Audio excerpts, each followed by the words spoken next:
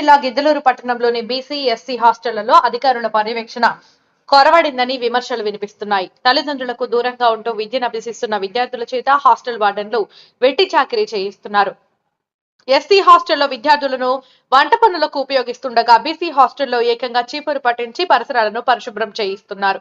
చదువుకోవాల్సిన విద్యార్థులు ఇలా హాస్టళ్లలో వెట్టి చాకిరీ చేయడానికే సమయం సరిపోతుందని విద్యార్థులు వాపోతున్నారు. తమ ఆర్థిక పరిస్థితులు అంతంత మాత్రమే కావడంతో హాస్టళ్లలో తమ పిల్లల్ని ఉంచి చదివిస్తుంటే తమ పిల్లల చేత వెట్టి చాకిరీ చేయించడం ఏంటని విద్యార్థుల తల్లిదండ్రులు వార్డెన్లపై ఆగ్రహం వ్యక్తం చేస్తున్నారు. సంబంధిత హాస్టల్ వార్డెన్లపై అధికారులు చర్యలు తీసుకోవాలని డిమాండ్ చేస్తున్నారు.